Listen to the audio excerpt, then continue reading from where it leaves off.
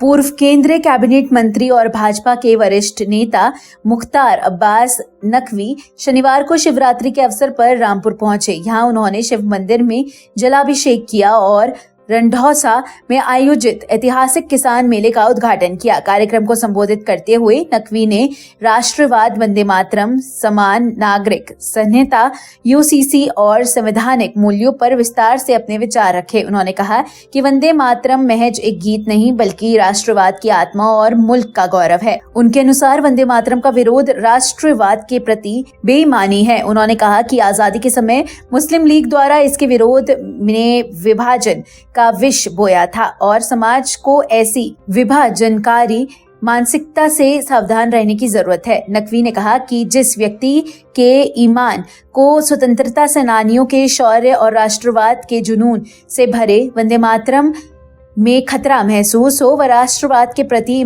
ईमानदार नहीं हो सकता। अमृतकाल का उल्लेख करते हुए नकवी ने समान नागरिक संहिता को समय की आवश्यकता बताया। उन्होंने कहा कि यूसीसी किसी विशेष मजहब के लिए नहीं बल्कि पूरे देश के लिए है। एक कंट्री एक कानून सभी मजहबों के लिए सरल, सुलभ और समावेशी व्यवस्था सुनिश्चित करेगा तथा धार्मिक आस्था की सुरक्षा के साथ कानूनी प्रक्रिया को भी सरल बनाएगा। कांग्रेस और अन्य विपक्षी दलों पर कटाक्ष करते हुए उन्होंने कहा कि अधजल गगरी छलकत जाए की तर्ज पर कुछ सन्मति सुल्तान बिना तर्क के तमाशा खड़ा कर रहे हैं। उन्होंने आरोप लगाया कि छह सेक्युलर सिंडिकेट संविधान और सनातन के खिलाफ अराजकता फैलाने में जुटा है। उद्घाटन समारोह में उत्तर प्रदेश के कृषि राज्य मंत्री सरदार बलदेव सिंह, जिला पंचायत अध्यक्ष ख्यालीराम लोधी, पुलिस अधीक्षक सहित अन्य गणमान्य व्यक्ति उपस्थित रहे। कार्यक्रम के दौरान बड़ी संख्या में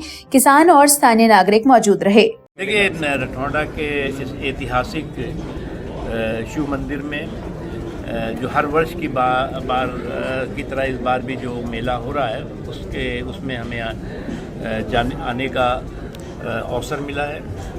मैं सौभाग्यशाली हूँ कि लगातार वर्षों से इस रठौड़ा के ऐतिहासिक शिव मंदिर में जलाभिषेक करने का भी मौका मिलता है और साथ ही साथ जो है वो इस मंदिर के आशीर्वाद भी मिलता है।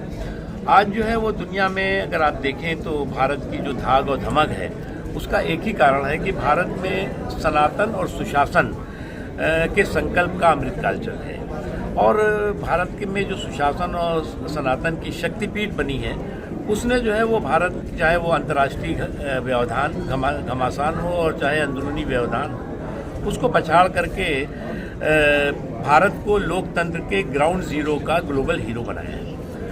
कुछ लोग जो है वो आज फिर से एक बार उनकी जो है वो सोच और सनक जो है वो वंदे मातरम को लेकर के सांप्रदायिक संक्रमण से भरपूर दिखाई पड़ रही है। कुछ लोग फिर से जो है वो वंदे मातरम को लेकर के जिस तरह से अस्पृश्यता और असहिष्णुता का व्यवहार करते दिख रहे हैं, उससे एक बात साफ है कि ये वो उस मानसिकता से, मुस्लिम लीगी मानसिकता से ग्रसित हैं जिसने कि आज़ादी के समय में वंदे मातरम का विरोध करके और विभाजन की विभीषिका लिखी थी और विभाजन की विभीषिका के बाद आपको क्या होगा कि देश के टुकड़े हुए और फिर उस मानसिकता को जो है वो कुछ लोग बढ़ावा देने में, कुछ लोग उस मानसिकता के जरिए जो है वो सांप्रदायिकता का संक्रमण पैदा करने की कोशिश कर रहे हैं। मुझे नहीं लगता कि इस तरह के, चाहे वो सांप्रदायिकता का संक्रमण हो और चाहे कम्युनलिज्म का कीड़ा हो, उसे देश स्वीकार करेगा। दूसरी चीज़ है कि मेरा मानना है कि वंदे मातरम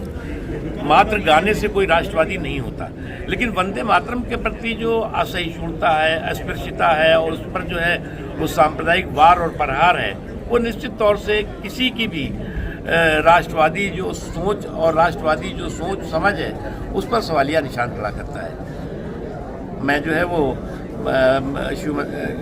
शिव भगवान शिव के मंदिर में जलाभिषेक भी किया और वंदे मातरम का अभिषेक भी करते हैं, तो इससे किसी का ईमान खतरा नहीं होता। जिसका ईमान जो है वंदे मातरम के गाने से खतरे में आ जाता है, उससे बड़ा कोई बेईमान नहीं है।